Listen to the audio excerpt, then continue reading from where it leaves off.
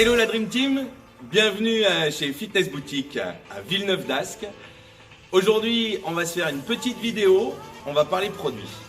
J'ai eu la chance ces dernières semaines de passer du temps avec vous en magasin, de passer des moments privilégiés à échanger sur notre métier, notre savoir-faire, notre passion du produit et de rentrer dans tous les détails croustillants qu'on va pouvoir donner à nos clients. Et ça m'a donné l'envie de faire cette vidéo pour partager aujourd'hui avec vous un best-seller, tous les petits détails croustillants. A tout de suite.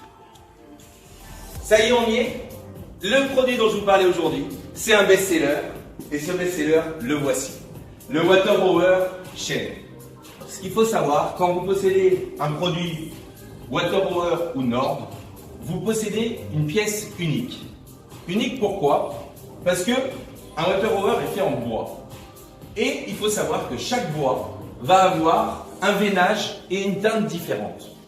Ce qui fait que si vous avez la chance d'être le propriétaire d'un Water Rower, vous avez une pièce unique au monde à domicile.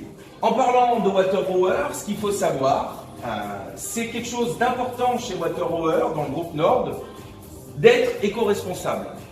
Et ça s'explique comment?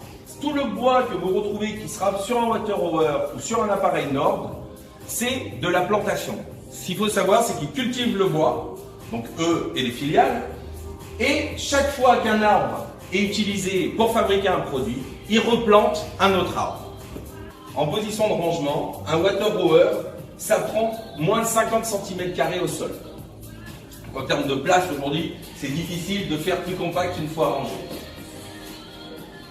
Et ensuite, on a la machine, et très facilement, on vient pouvoir la poser dans le sol pour la mettre en mode utilisation. Parce que comme vous l'avez remarqué, dans sa position verticale, c'est un poil plus technique pour s'en servir. Alors, les petits détails croustillants d'un Water Rower.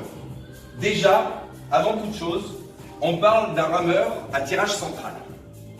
D'accord? Tirage central, ça veut dire quoi? Ça veut dire que aujourd'hui, quand on va faire le mouvement de la rame, je vais pouvoir forcer différemment de chaque côté. Quel est l'avantage d'un tirage central?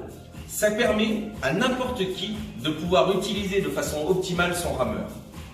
Il existe différents types de rameurs, on pourra en parler dans une autre vidéo, des rameurs à tirage latin ou des rameurs scandinaves en skiff, où on a les bras qui se croisent. L'inconvénient de ces produits, c'est qu'on va avoir deux bras séparés. Et naturellement, on aura toujours un côté plus fort que l'autre. Le but d'un rameur, c'est du renforcement dorsal, on est sur un mouvement de tirage, donc du renforcement dorsal. Le but, c'est d'éviter justement d'avoir des douleurs au niveau du dos. Si on est avec des bras séparés, naturellement, je grossis le mouvement, mais on va avoir tendance à forcer plus d'un côté que de l'autre, et du coup, créer un déséquilibre au niveau du renforcement musculaire.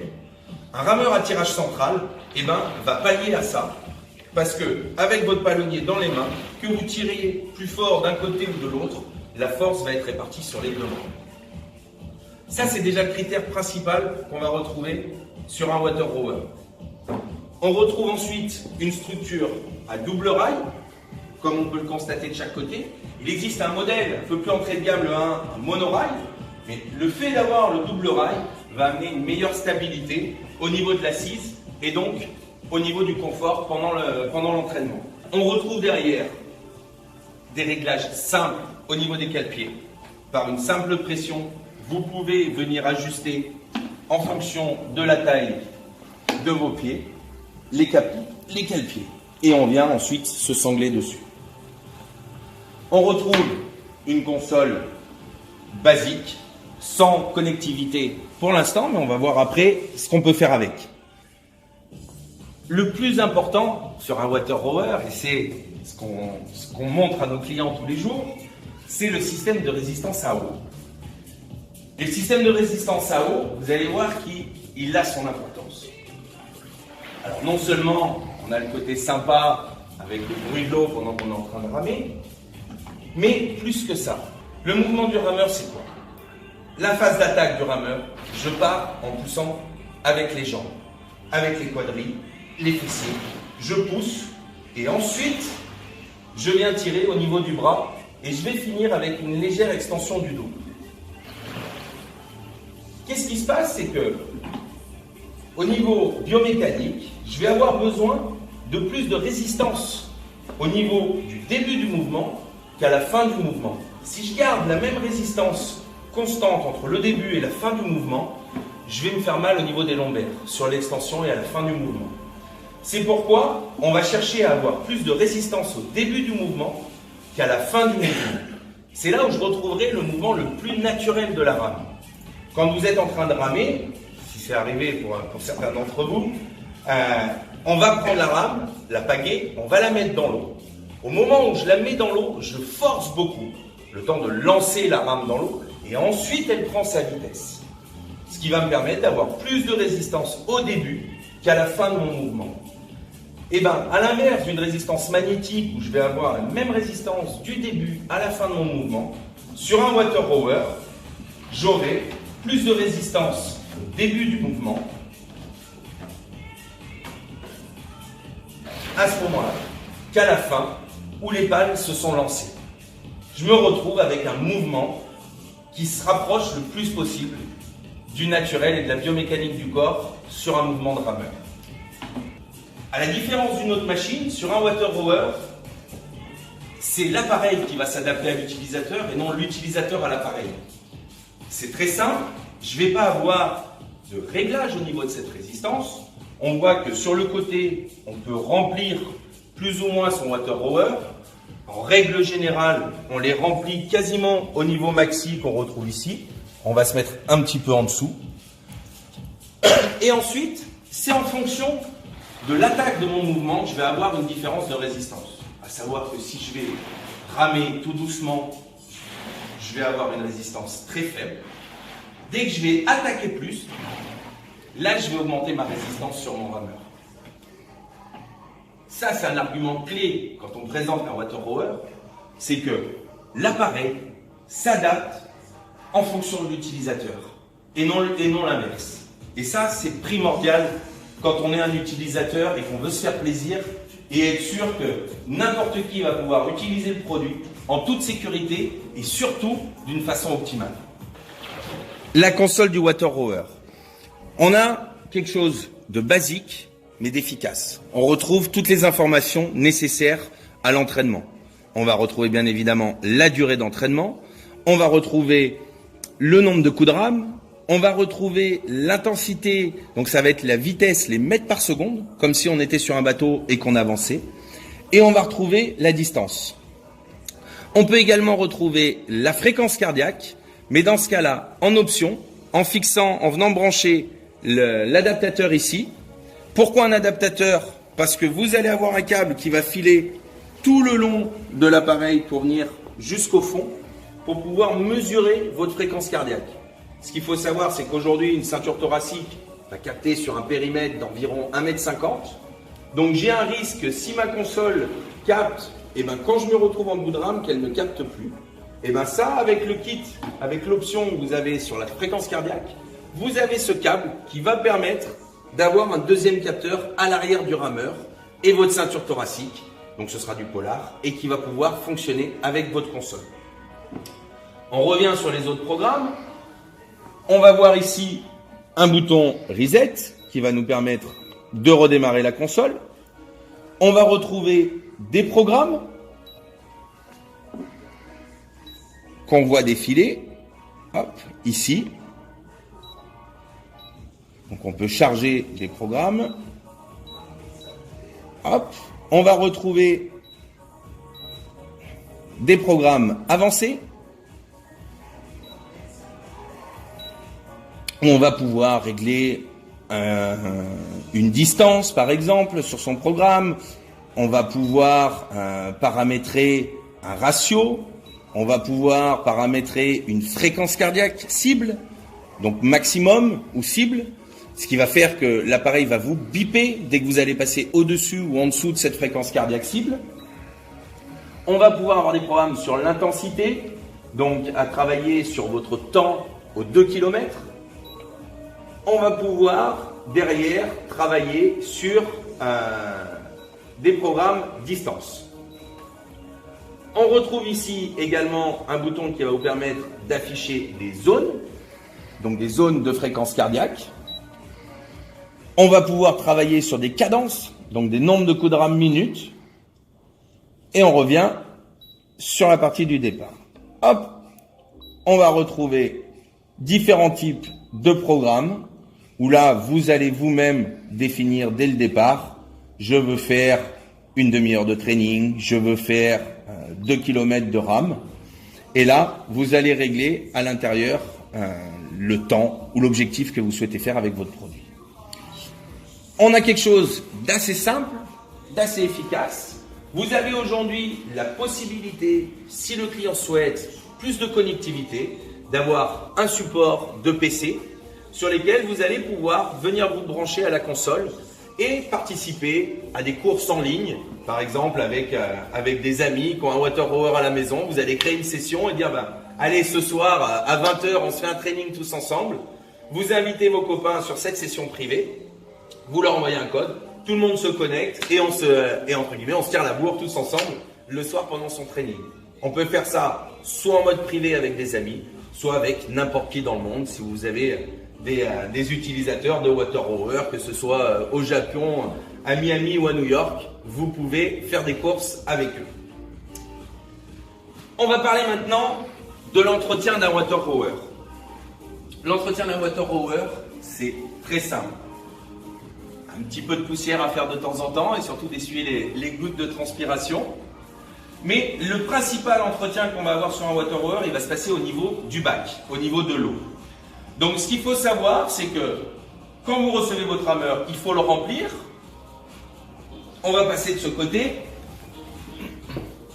Le remplissage du rameur se fait par ici. On a une pompe qui est fournie avec. Vous mettez un seau d'eau, on vient pomper, c'est en mode siphon, donc ça va se remplir automatiquement. Même chose pour vider, on le met à l'envers et on peut vider avec la pompe qui est fournie avec. Ce qu'il faut savoir et bien penser à faire, c'est que quand on va remplir son produit, on va rajouter à l'intérieur une pastille de chlore. Les pastilles sont fournies avec, merci FX de nous amener ça si gentiment. Donc vous en avez 6 qui sont fournies avec. Bien penser à mettre une pastille à l'intérieur quand vous avez rempli l'eau. Si vous ne le faites pas, vous êtes tranquille, au bout de 2 mois, vous avez l'eau qui va commencer à faire de l'algue, comme une mare. L'eau va être stagnante et ensuite ça va être un petit peu compliqué pour l'enlever. Pour ceux à qui c'est déjà arrivé, il y a un moyen simple. Vous allez chez un pisciniste ou dans un magasin d'aquariophilie et vous achetez de l'anti-algue. Vous le mettez à l'intérieur, vous le laissez pendant quelques jours, l'algue s'enlève, vous le videz, vous remettez de l'eau et là vous n'oubliez pas de mettre une pastille pour l'entretien qui est du chlore. On a aussi également la possibilité de rajouter le water blue, donc qui va permettre de teinter l'eau en couleur bleue. Il est important d'utiliser le water blue fourni par Water Hour parce qu'on a essayé avec d'autres teintures, on va marquer le bac derrière. On va avoir un trait qui va se faire ou on va avoir la couleur qui aura tendance à tomber au fond et à se séparer comme le verre de sirop. Donc on utilise le water blue, on utilise la pastille, vous faites ça, l'eau que vous avez à l'intérieur, vous la changez 1 à 2 fois par an max. Ça c'est pour l'entretien du bac. Ensuite sur la machine, ce qu'il faut savoir, c'est qu'un rameur, c'est du bois, ça va travailler. Quand on va s'en servir, le produit va bouger. Et bien, tout simplement, à l'arrière de votre produit, vous retrouvez ici la clé qui vous permet de resserrer toutes les vis du water hour. Cette clé, elle s'enlève et ensuite, elle nous permet de pouvoir venir resserrer les différentes vis de la structure. Ça, normalement, une fois qu'on a monté son rameur, on le fait une fois au bout de 6 mois d'utilisation et normalement après, on n'a plus à le refaire. Mais en tout cas, pour l'utilisateur, c'est très simple. Une clé, elle est fournie avec, elle ne vous quitte jamais, elle est à l'arrière du produit. Eh bien, on va profiter du fait qu'on a une offre un petit peu plus large aujourd'hui. Ces messieurs sont privilégiés sur Villeneuve d'Ascq. On a différents modèles de rameurs, donc ça nous permet de les voir. On va retrouver ici le Low Rise, donc un rameur en acier, d'accord, qui va reprendre les mêmes caractéristiques qu'un water hour comme le chêne qu'on a vu avant, mais en acier. Un petit peu moins quali au niveau de l'effet design à l'intérieur de son habitation, mais par contre un produit qui va être plus robuste dans le temps. On a deux autres modèles, ici, qu'on voit un petit peu moins souvent. Le noyer, parce que vous le savez, chez Water-Hour, il y a différents types de bois. Vous avez tous un nuancier. Je vous invite à en parler avec vos clients, parce qu'en fonction du bois qu'on utilise à la maison, sur son parquet ou sur ses meubles, eh ben on peut trouver le Water-Hour qui conviendra au mieux à son intérieur. Et le dernier qu'on retrouve ici, le club. Le club, il a une spécificité, et il se reconnaît facilement, il a les côtés en noir, et uniquement les côtés. Pourquoi ces côtés sont en noir? Parce qu'on est sur un rameur professionnel. Et un rameur professionnel, il va avoir besoin de plus de résistance. Il va être utilisé 24 heures par jour, il va être utilisé 7 jours sur 7, 365 jours sur 365. Donc il va demander un petit peu plus d'exigence au niveau de la structure. Et donc du coup, on retrouve un traitement sur ces lames latérales qui vont rigidifier un peu plus le bois. Et c'est pour ça que sur le club, vous avez les deux côtés qui sont noirs. Allez, encore quelques détails croustillants et on aura bientôt décortiqué ce produit dans tous les sens. Alors, un détail à l'arrière, vous avez vu, on retrouve ce petit tendeur qui lui vient s'accrocher sur la sangle enroulée sur la poulie et que vous allez avoir de l'autre côté sur votre palonnier. Ce qu'il faut savoir, c'est que cette sangle, elle peut se détendre un petit peu avec le temps. Et très simplement, vous venez le régler par ici.